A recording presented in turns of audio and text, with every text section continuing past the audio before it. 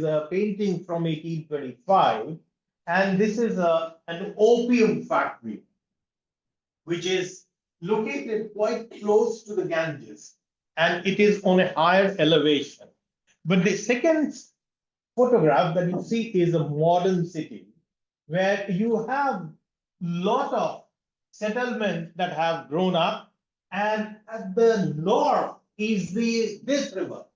Right at the top that you see is this river. So there has been a huge settlement that has taken place over the last 2 centuries.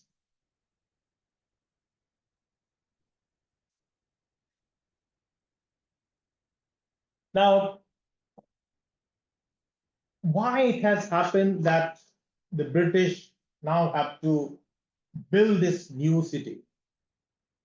So they wanted to settle here because this was an area where you have a lot of factories. Before the British East India Company, you have the Dutch East India Company also having their factory of saltpeter on the same bank. That building still exists, and you have many, it's a 17th century building. Now, this is an older settlement. This is a map which was drawn by Francis Buchanan in 1811 and 12. This is an old settlement, old area, and these are all the new British settlements on the left.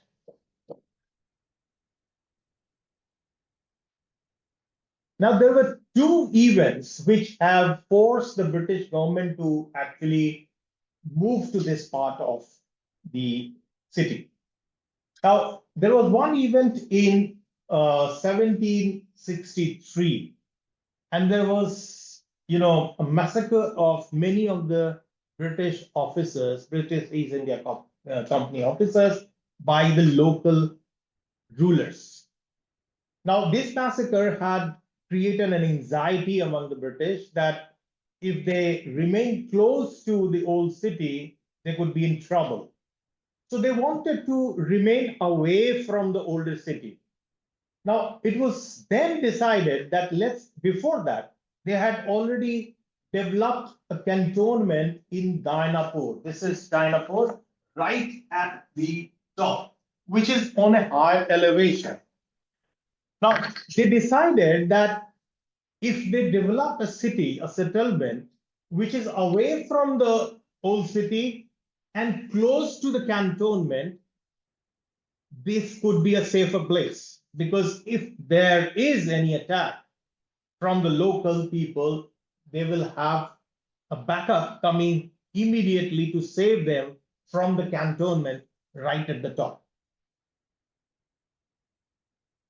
Now, this kind of a event of massacre or killing on large scale had taken place earlier also in Calcutta, which is famously known as the Black Hole tragedy. Now, in 1857, there was a massive revolt against the British. There were revolts in different parts of North India and Eastern India.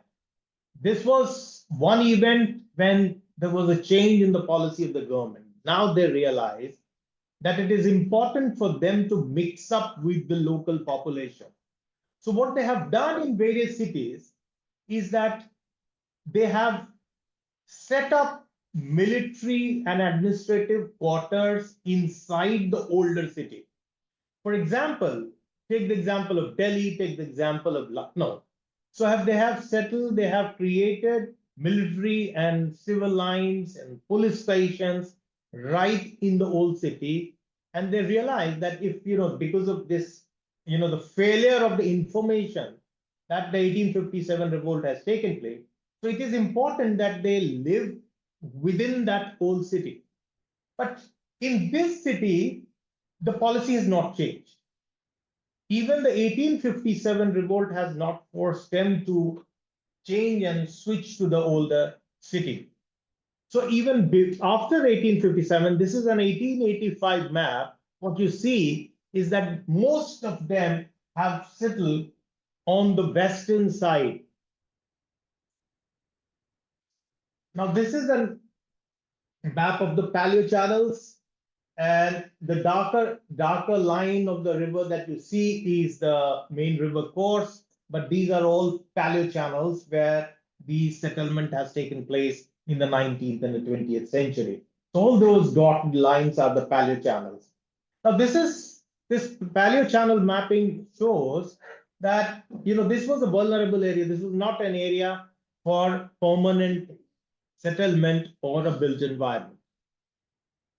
This is another map which shows you the surface topographical variation, and the old settlement is basically on a higher elevation. This is a higher elevated area, which is traditionally a settled area, but the area that you find on the west is on a lower elevation. Now, this is another map of 1811 and 12 drawn by Francis Buchanan, and this shows how new settlements have expanded towards the west. Now, when the new settlements were created along the banks of the Ganges and then towards the south, what they have done is that in order to protect those newer settlements, they created embankments along the Ganges. But what would happen to the settlements which are located on the south of the Ganges? Now, on the southern side, they have two major rivers which are flooded annually. This is Son and Punpun. Now, in order to protect that area, lowland area from flooding, they create a railway line, an Eastern Indian Railway, which was coming from Calcutta. So they draw a parallel line, railway line, which would protect the lowland area, and then it will create a kind of a buffer zone.